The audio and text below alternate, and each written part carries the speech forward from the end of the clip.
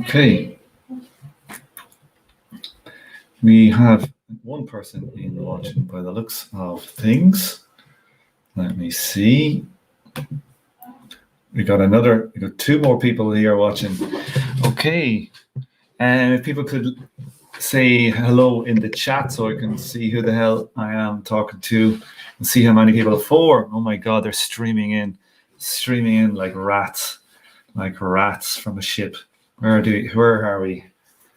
Now, no comments yet.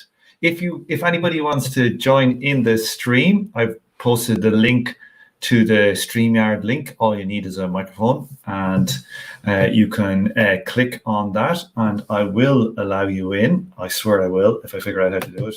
Oh, here we go. We got Alex. Yeah. Alex, how's it going? I'm good. How you doing, Tom? Not too bad. Yeah, no, good to chat. Meet your family. Yeah, I've no idea who all these people are. Alex Cage you've been following a good long time now, Alex. Yeah, couple of years. How long? Where are you? Years. I'm in London, North London. All right, whereabouts? Crouch End. Okay, yeah, I've been up Crouch End once or twice. I think I have friends living in Crouch End. Oh. How are things anyway? You following all the madness in the news? Yeah, what fun. Nah, I've given up. You've given up? Yeah. Well, I was in the Labour Party until a few weeks ago. Yeah. For a long while, I was like, should I even be bothering, Yeah. And I packed it a few weeks ago. I thought, no, this is actually doing more damage than good. And how active were you in it? Fortunately, I was a delegate. I ended up being chair of the local branch. We were like a very right-wing branch in a fairly left-wing CLP. Okay, yeah. So your branch was right-wing or your branch was left-wing? My branch was right-wing. So my branch was Muswell Hill. So it's okay. Peak middle class, kind of thing. Yeah. But the CLP is Haringey. So Haringey was the Stalinist stroke Trotskyist stroke Maoist hotspot that put the Haringey development vehicle. Yeah. Yeah. Oh, that's a good mix then, isn't it? Yeah, because they all love each other, don't they? Well, it's a weird one. Are you still a member or are you just not active? No, I resigned during the election for leader. I mean, even with Corbyn, it was I didn't think we were going to get anything better than milk toast kind of social democracy, but I just thought he had the chance to create a movement. He had the chance to democratize the party, and he blew it. He didn't. Yeah, I think that's probably, the thing is, you don't really, it doesn't really matter whether you win or along in the long scheme of things. Yeah. But if you could change the basis of the party organization, yes, that's a major change. And that's the problem with kind of bourgeois politics, is that short-termism seems to be especially I'm talking about left wing, Social Democrat. It's a very, very short window. That is everything about their game is, in the political sphere. Yeah. It's not thinking on the social level or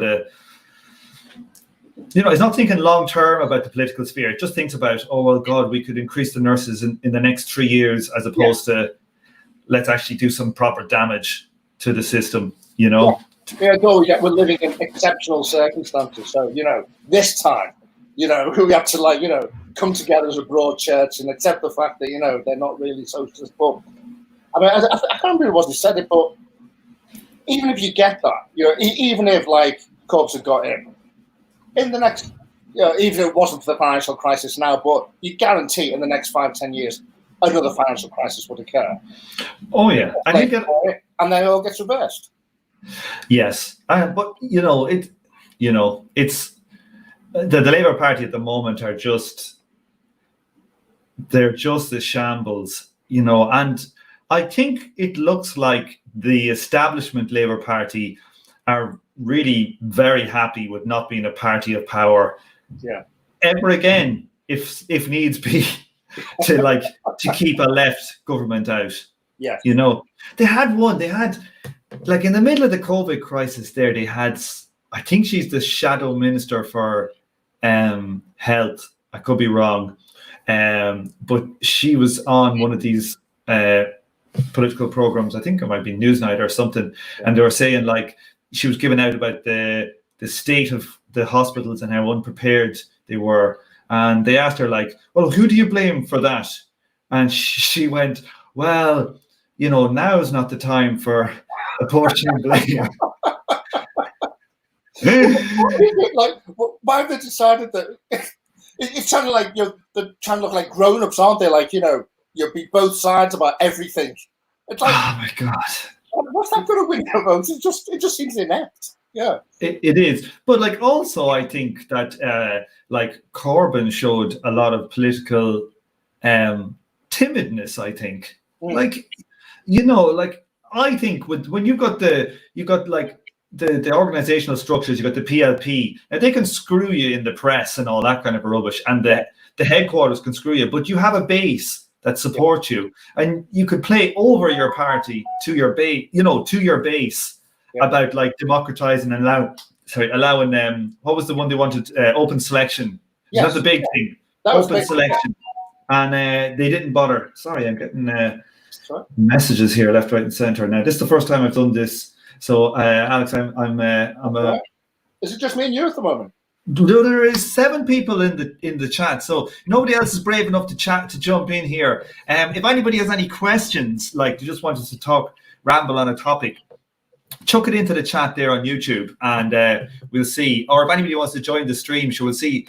I don't know how many. This is the first time we did it. We'll see what happens. Like how many people turn up. Like I don't know how many people actually are on the Patreon app so much, you know what I mean? So like, so we'll see what happens. But Anthony, you want to talk about Alex in particular? Well, actually, because I've got a feeling we might have like a reasonably similar background, like both mathematicians. And do you work in the city now? Oh yeah, that's you. I don't. I never worked. I worked in. Didn't you? In where? You worked for some banks, didn't you? Or I did in Ireland, but it was more like a research wing. They had like a kind of a techie research wing where we'd be looking at new technologies and like trialing them in the bank and stuff like that. So it wasn't like I'd do maybe trying to introduce at the time, I think, data mining techniques and stuff like that. Yeah. But you're working in the math end of the city. Yeah. I used to be a trader. I do all like the quantity math stuff. Absolutely no social value at all. Oh yeah, that's what I like to hear. I'm good at it, unfortunately. Did you did you do a mathematics degree? And a PhD, yeah. Yeah. So like I remember like in the 90s when I did my degree, and all the London banks would come over and like give us loads of booze and drinks, and we'd go over. I actually went for an interview with a funny story. I went for an interview with Chase Manhattan. It was at Chase Manhattan. Yeah, they flew us over, put us up in a hotel, and we were in. It was in Wembley, the old Wembley stadium. There was like a Wembley Arena part, maybe or something, and they had a big hall, and we had to do these aptitude tests, and I didn't give a shit. I just went over for the free booze and trip to London, you know. So I turned up anyway, and I did, and I got up after about 10 minutes. I kind of completed it, and I just walked out, you know. And I was like, "Fuck this!" And in the end, I did get through to the next. They got rid of like 90% of the people. I don't know how I managed it. I was hungover as fuck. And so we went into the next round, and they had this like fake board meeting thing. So they had like, it was around the time when got us to play like a fake board meeting about introducing a bank to some new Soviet open republic, and so there's all these like real dickheads in this boardroom meeting with me. These people that were going for the jobs that I definitely wasn't suited to that job, but they weren't even asking mathematical stuff around. It was just like kind of a general kind of thing, but they had. And at one point, like I've been quiet for ages, and then I pointed in and I made a point, and then I kind of spaced out again after my point. And one fellow was there. He was kind of smoozing, and he was quite good. And he said, "Well, actually, Tom here had an excellent point, just about 2 minutes. Do you want to reiterate that point?" And I turned, And I swear to God, I couldn't remember what I had said. So I was like, I would very much like to repeat my point I said, but unfortunate thing is that I've forgotten what I've said. And I looked over to the HR woman in the corner, and you could just see her writing on the pad like just a big X beside my name. That was the last time I had fucking anything to do with one of those I loved it. Yes, at one point, but I'm really not taking this seriously. Yeah, absolutely not. It was fucking really big. Okay, so let's see. We got some chat action here. Here, let's just put them up. I use ad blocker, Alex, but I had to turn it off yesterday on that live stream so that I could actually. I had to get it so I could actually show people the page. A friend of my partner's, he literally made a living for the Metro paper in London, and doing essentially science articles that were puns on the planet Uranus. So he would get some random piece of research and then make a ridiculous headline from it. And he had all the top hits for Metro for like 18 months. He had all their smash hits that went viral. He was literally like their Uranus correspondent by the end of it. Okay, here we go. We got another one here. We got Jake P. Hi, Jake. We got 10 watching now.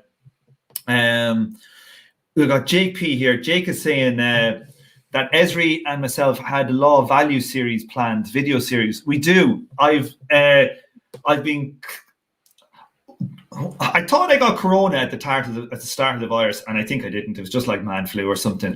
And during that time, I went back and I read all of the key Ocasio theorem papers that the arguments were had by Andrew Kleiman and these guys with the kind of Marxists who are kind of Schraffian Marxists.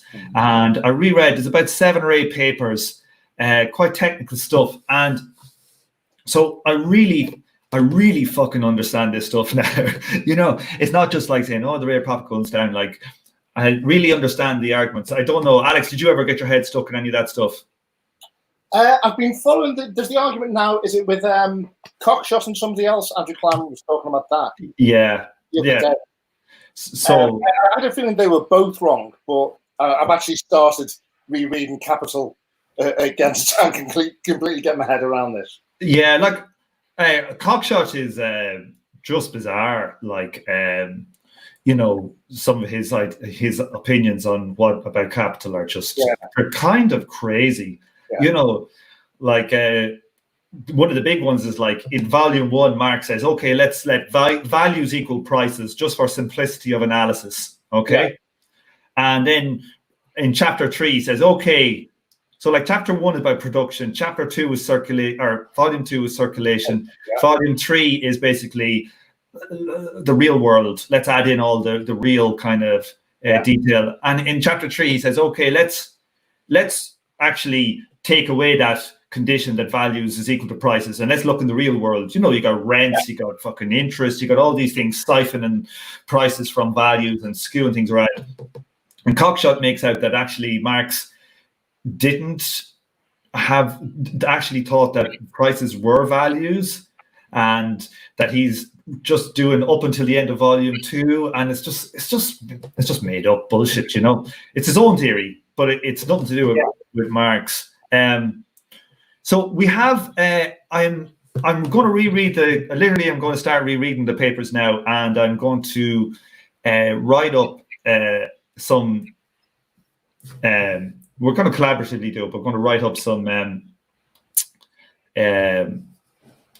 dialogue or whatever for the videos, and we've got some people up and volunteering to do some video, like, you know, nice visuals, like proper fancy visuals, so that, like, you know, anybody could understand this stuff. You know, the amount of math that we'll need to show anybody should be next to zero, bar a few equations, you know, that we won't even really have to explain, but to show people graphically, you know, and show things happening, and how the rate of profit affects when you have a new piece of capital, you know, a new productive capital that is more efficient than the others.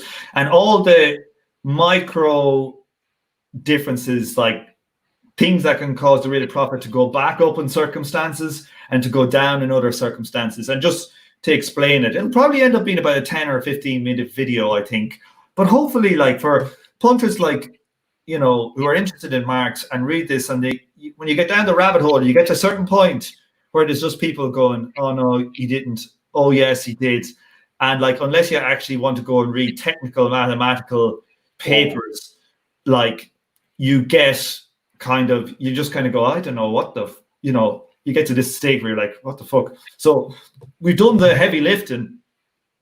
So it's a matter of, from then, it's just a matter of us kind of writing it. Now, I was trying to get all the books read that I for interviews and stuff, so I could clear a few weeks so I can work on it. So I'm at that point now. So hopefully in the next couple of weeks, I'll reread the papers. It's easier to reread them because I kind of remember the general gist. But yeah, so they're fairly technical papers.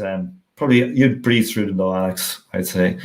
Well, that's the thing about economics. I think, you know, it's been so fucked up by the whole like neoliberal thing that actually it's not that hard to like read, you know, high-end economic stuff. It's kind of like, you know, it's been such a fucked up science that it's been like knocked down and, you know, quite simplified in a sense, you know. Yeah. I've been looking to play with something myself. Like, have you seen like Steve Keen has this app called Minsky, I think it is. Yeah. So it does like a wing of the stock flow control kind of thing. Yeah. I mean, so I'm essentially trying to do something like that, but not, it's got really shitty front end. It's horribly and the maths behind it is reasonably kind of simple. So I'm trying to do something like that to actually prove, you know, the theory of value works. You know, with like various agents, capitalists, workers, banks, rent, and like that. I think. Look, I'm going to. There's a fella in Canada who's been on to me. He's like a economics guy, and we're going to do. I've had Steve Keen on the show ages ago, and he does some good stuff. Like about in issue 16 or 17 or something like that. Right there, if you can find them. But like, so I really like that kind of mathematical modeling. Marx's stuff is just waiting to be fucking done, to be honest. Well, do you not think like volume 2, he was just desperate for the spreadsheet? Oh yeah, and for software or something, you know, like engineering software. It's like, that's why it's so fucking goddamn hard to read. It's so painful to read. Oh my god, it's just, it's fucking terrible. And you know, because he's trying to in written language explain a table. But the table's pretty simple, but he takes 10 pages to explain simple thing. So it's fucking dreadful. But like, I think those techniques that Keen is applying to economics that are around in engineering, like for like control theory and stuff like that, it's 50, 60, 70 years old, you know, and it's kind of hard to believe it hasn't been applied into this kind of stuff. But good, and there's really good promise there. But Keen himself, like, we're going to do a kind of a hit job on him. We're going to do a critique of some of Keen's, myself and this fella in Canada. I won't mention his name now unless it doesn't happen. But so there's like, one of the big things Steve Keen talks about all the time, he says, oh, neoclassical economics, it's not dynamic. It's not dynamical. It's static. You know, it's equilibrium theory. That's rubbish. We need to get towards dynamics, right? And if you read his book on debunking economics, he has the last chapter, like, it's literally all, it's like, where's my camera? It's like the book is that thick. The book is that thick. It takes on neoclassical economics for that much. And then Marxist for the rest, and there's 2 pages on Austrian economics. No one gives a fuck, right? So the only other hit job he did was on Marxist economics, and in the critique of the transformation problem, he mentions it towards the end in like kind of a 1-liner or 2-liner comment about like basically the TSSI people, and he says these people are trying to include like time or temporality into it, and then he has a 1-liner where he says, "Give it a rest, lads." Right? So the critique he applies against neoclassical economics, he then uses a classical economics critique to defeat Marx, and that just tells you a lot about his politics and how. But I have a soft spot for him because, like, he was my entry into realizing economics. One isn't that hard, and two is like, look. Yeah, me too. Yeah. Like, I think he's very good at some stuff, but like, he's also good though. I think he's not actually good at maths because, like, he correctly spotted, the law of competition lowering prices down to the marginal cost or whatever. So he spotted the problem in that theorem, but his attempt to fix it was just all over the place. Yeah, he spent 2 years arguing with people, and some of the stuff he wrote was just nonsense. And even in the book, he has a theory of what it should be, and says, "Look, and I did this experiment, and he shows the results of the experiment, and they're different to what his theory says it should be." No, I saw him. Like when I met him in London, I went to a talk of his, and he was it was for BBC, I think, or something. It was in the LSE, and I was asking him, just one-on-one. I was like, "Oh, have you done much reading about MMT at the time?" And he was saying he hadn't, and now he kind of putting himself forward as an MMT expert. But he was on a there's a one by a progressive channel, I think it's called, I don't know what it's called, like Progressive Economics or something. And he's in a debate with Warren Mosler, who's one of the big MMT guys. And Keane just made an idiot out of himself. Like he said like that there was a technical problem with MMT, and your man just kind of walked it through and just like basically showed exactly how Keane was wrong, and like kind of like easy to understand how he made like a really, really basic error. He was trying to model central banks in his Minsky stuff and exchanging of funds, and he said that there was a way that money is created when you want to. I think I can't remember the details. I think it was money has to be created when you are doing foreign trade for some reason. And what Moser just talked him through all the steps about how it doesn't. And like Keane, his response is just kind of shout and talk louder and try and ridicule a person. But like, so he's a bit of a shyster. Let's see, what's next? Who do we have here? How is my potato growing? Well, potato growing is done fucking brilliant this year. I should have taken some photos. I dug them up before. I'm on holidays now. I'm in my folks' gaff, but I dug up a lot of them. We were at these ones called Shetland Blacks. I don't know if anybody's ever heard of them.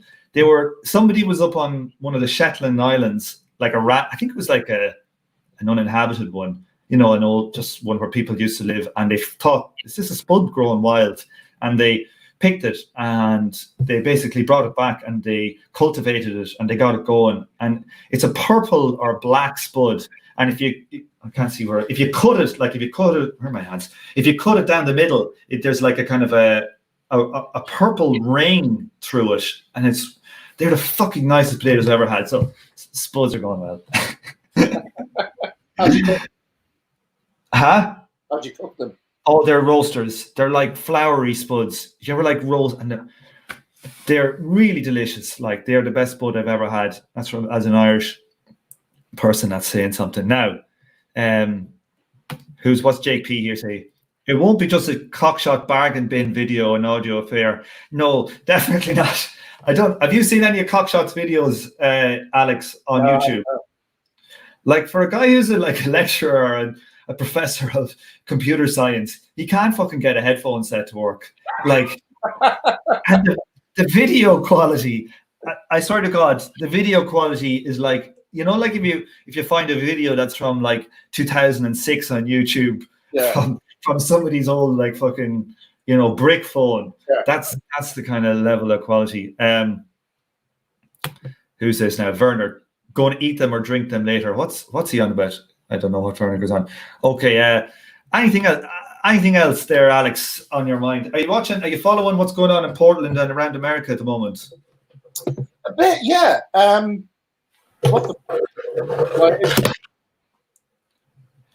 is actually happening to these people who are getting stuck into vans, just getting the shit kicked out of them and then released, or what? Does anyone know? They're getting released.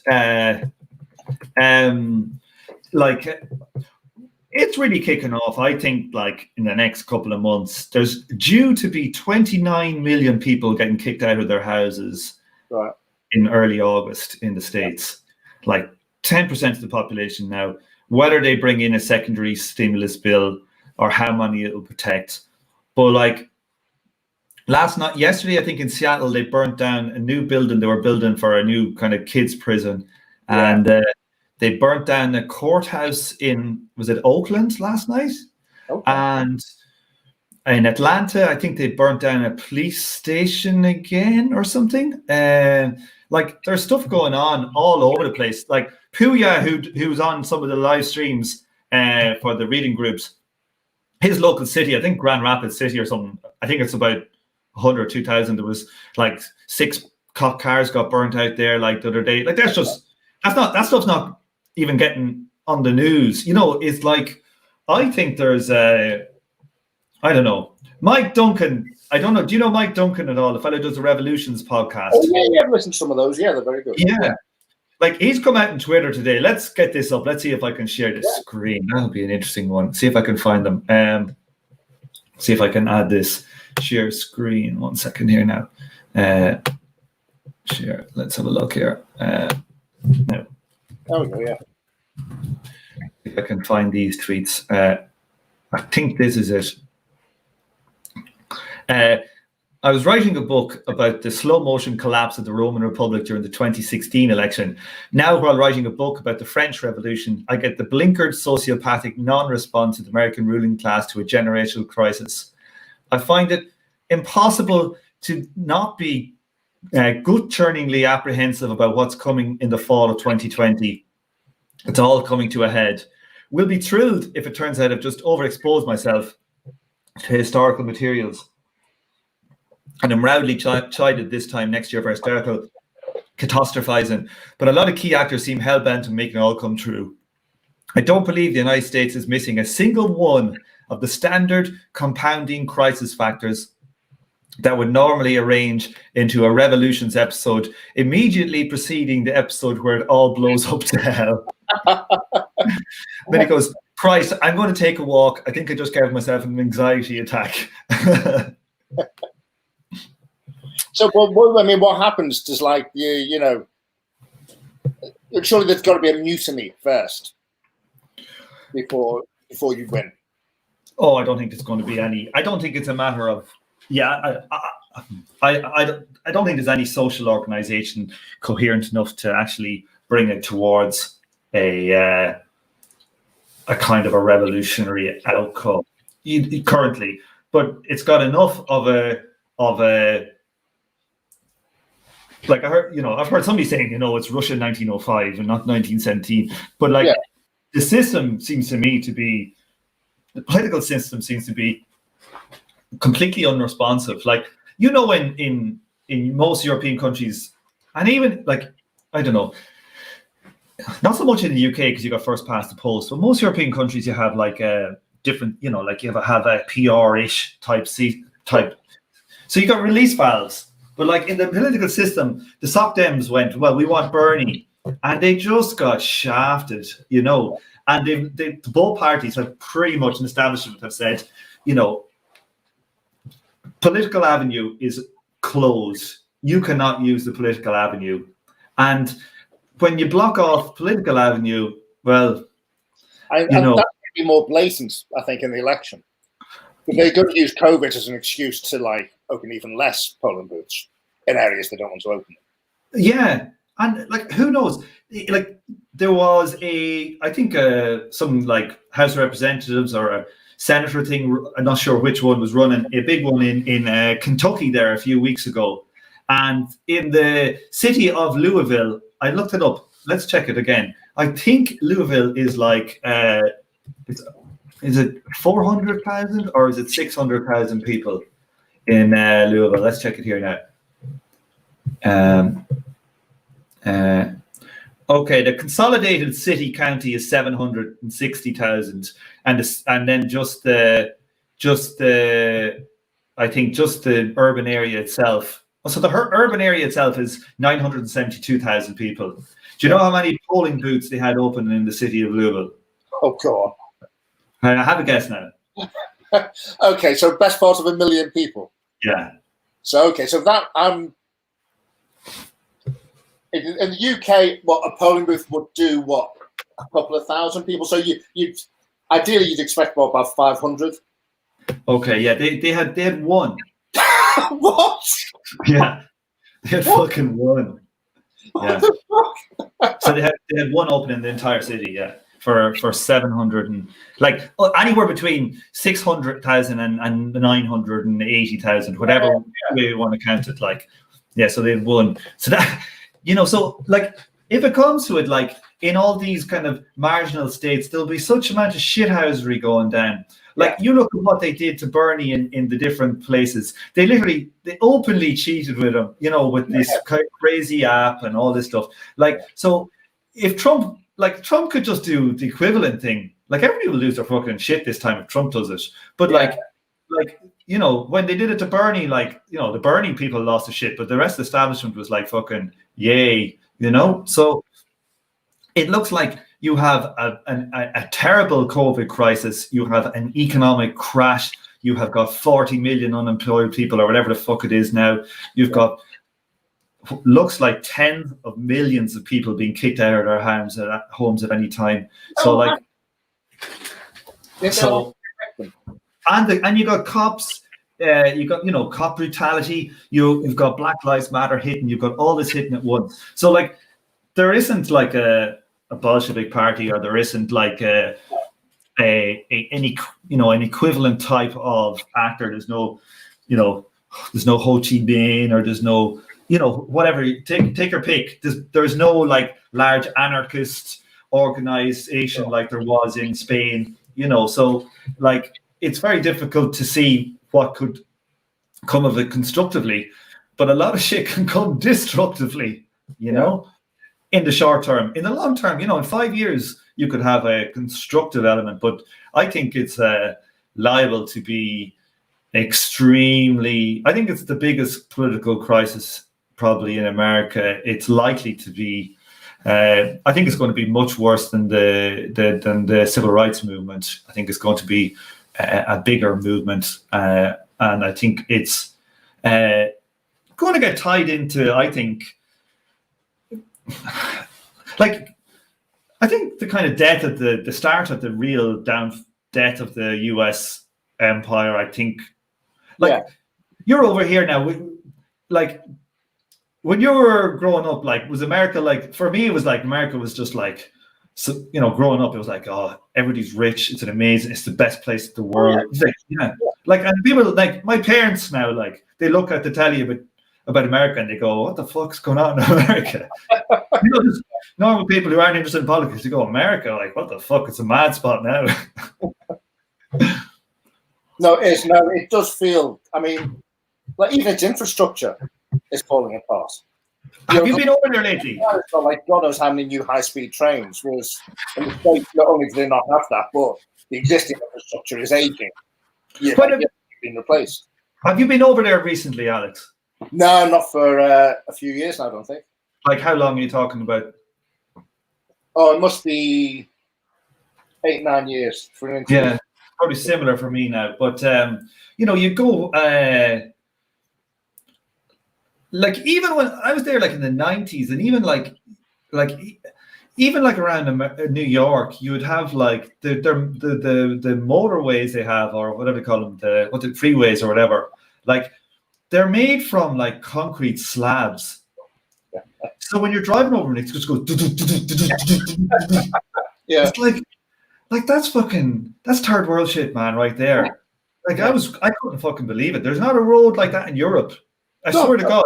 No, I've never seen like a highway in Europe that's made of concrete slabs. Have you ever?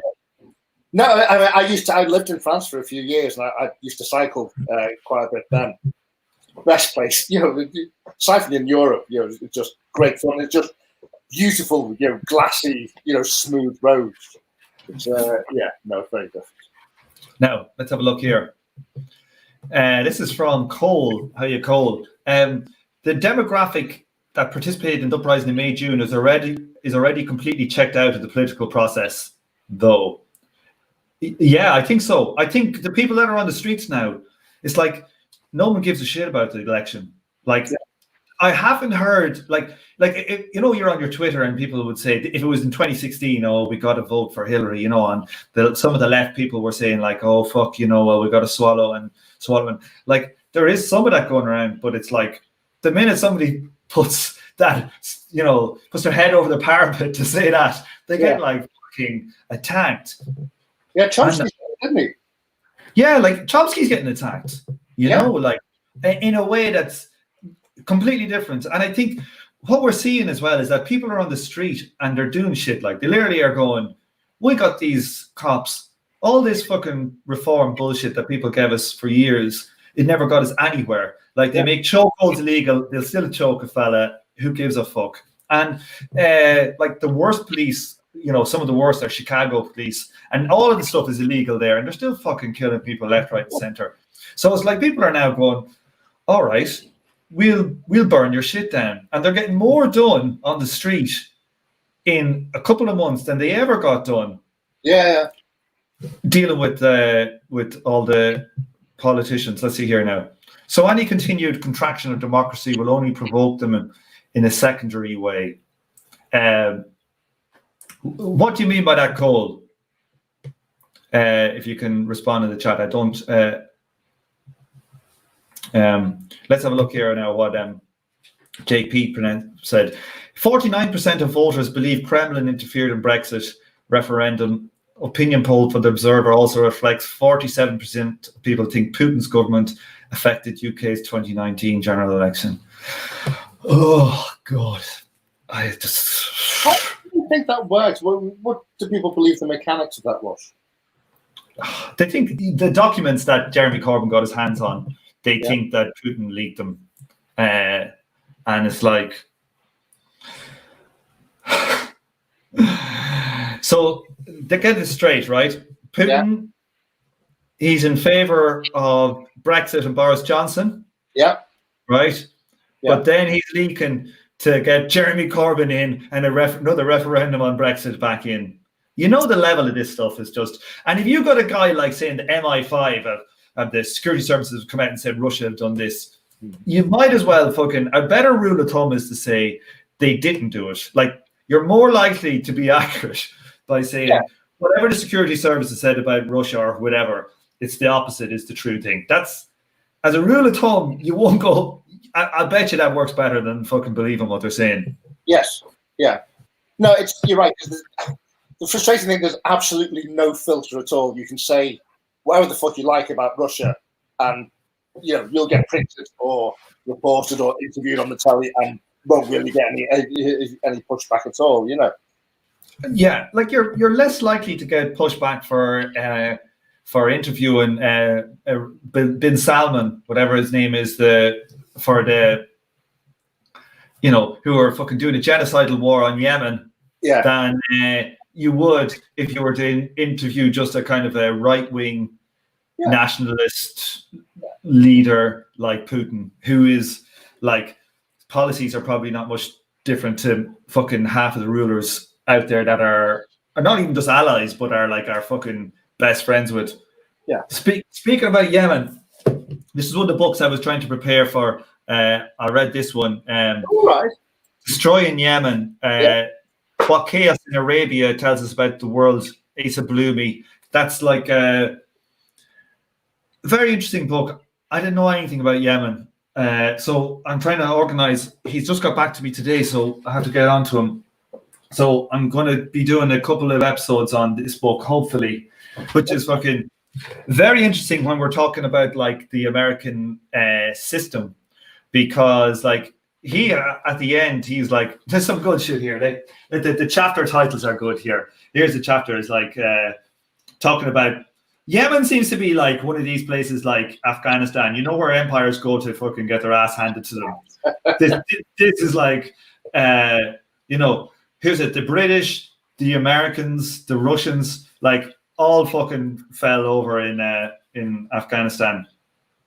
Here's a quote. The chapter, the introduction is like, a regional proverb is, Yemen is deadly. Like literally each chapter has another. Here's another one.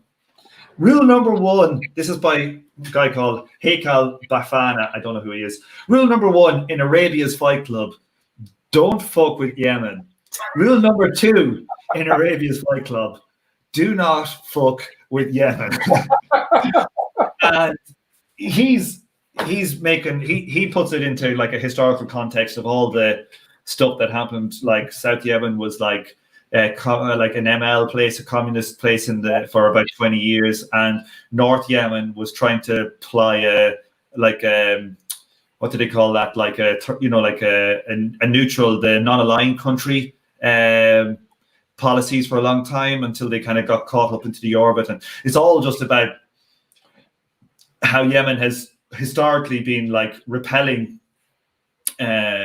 empire for like hundreds of years, and how in the context of like if shit starts going wrong with America and they start losing their international clout, which I think is obviously happening, their soft power is dead. And I think with the soft power going and their economic crisis going and Federal Reserve shenanigans and all this kind of stuff going on, you're likely to start seeing real world stuff happening. And if anywhere to me is vulnerable, it's Saudi Arabia. If there's any country in the world that could have a very meaningful revolution in the next however many years, it's Saudi Arabia. Apparently, they have, I think it's either one or two desalination plants that basically has water for the entire country. And all it takes is a couple of scuds, or drones to blow them up. And within 2 days, their water supply in the entire country is gone, and people are in the middle of a desert and they're fucked, right? So their system is just like, I see something very bad happening there in the next 10, 20 years. And Yemen, he basically says at the end of the thing, Yemen are the fuckers it's going to end up being Yemen that will cause this stuff to fall over, which is interesting. Let's have a look here. Okay, Cole said, I mean that they're not going to care about polling place roll back. I think that's true, but I think that while they don't care about it, what it would add is like it will amplify people's feeling about how the political sphere is completely non-responsive. Like, so if they just brazenly go ahead and do what they've done already, and they're going to maybe do on a greater scale, while people won't care about it because they know the politics is a load of bullshit at this stage, but psychologically it makes people just think all of that political layer in the States has lost legitimacy, and that's not good for a system, like having one polling booth in a city of, like, what's that, Sheffield? Imagine having one polling booth in Sheffield or something. Leeds. That's what you're kind of talking about, isn't it? It's amazing. Here we go. What's the next one here? We'll do another few minutes and then I think we'll wrap up, because I've done a 3-hour stream last night and my missus will kill me if I do another big one. What was it? In other words, election stuff won't bring the radicalizing youth out. It'll bring out the wall of moms. Fair point. But like, if you're in a revolution, moms are handy. Moms are handy. Moms have been out and dads have been out on the streets in Portland, getting gassed. And every time the moms and the dads and the pops get gassed, like, the crowds increase. So that's true. It's going to widen the set of people. It's going to widen it. And I've been like hate watching The West Wing again. Oh God! Oh God! I mean, some of the writing is good. Obviously, the politics is just abysmal, But I think you'd struggle to make a program like that. A program with the main theme is a bunch of well-meaning, intelligent people trying to do their best for you. People just between a buffoon and a guy who's clearly senile, and you can't go to a voting booth, Do you know what I've been watching? For my hate watch is Billions. Have you watched? Yeah. Because in Billions is brilliant, because all the main characters all of them are assholes. Yeah. There's not even one redeemable character. Maybe a couple of the nerds, but they're still nerds working for a hedge fund doing fucking shit. So like, there are no redeemable characters. And like, even the guy who's trying to like, you know, the Attorney General, who's played by Paul Giamatti or whatever. He's just in it for his own fucking, like, he doesn't have really like a moral element at all. It's all just like career and stuff. So like, the whole show is despicable. But like, I kind of get the impression that the people who are writing it think that people think these people are kind of like cool as well on some level. It's a very strange show. Like, it's like Sorry, go on. It started a few years ago, didn't it? Yeah, it's about 4 or 5 years. Still kind of cool then, weren't they? You know, people still believe Elon Musk was Tony Stark, more or less. Yeah, a bit.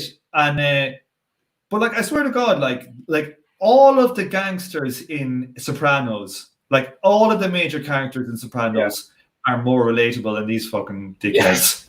Like, literally. But, yeah. Like, the other thing, like, I would say about like when things get into these scenarios, like we're reading this bad boy here. I have some books here, so I just put them up. Reading the Brumaire for the reading group. Like, one of the kind of concepts like that I've been thinking about is that like when things get into a revolutionary stage or a proto-revolutionary, they go onto the streets. Like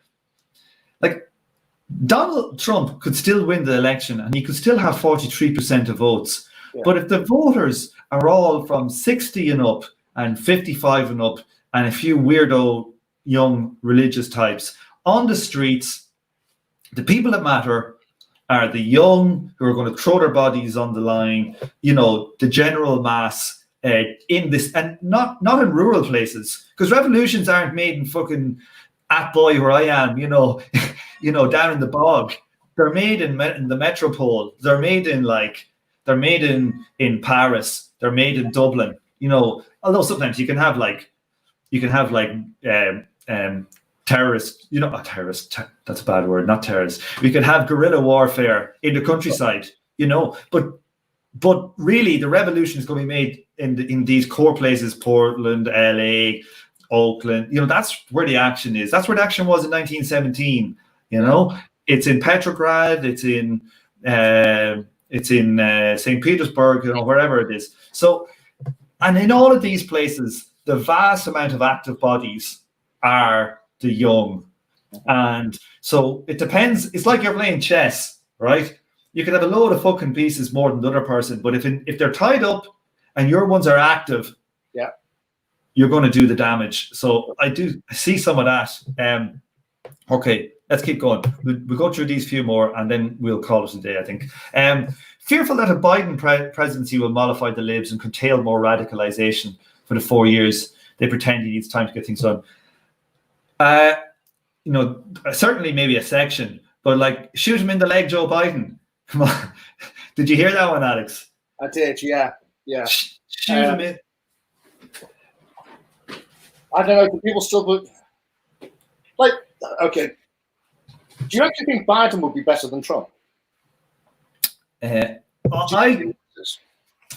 do think I don't like. I think if Trump had his way, he would try and use the tools of power to create. It looks like it. He would be well up for kind of collapsing liberal bourgeois democracy into his own kind of rule of him as a, you know, dictator or something.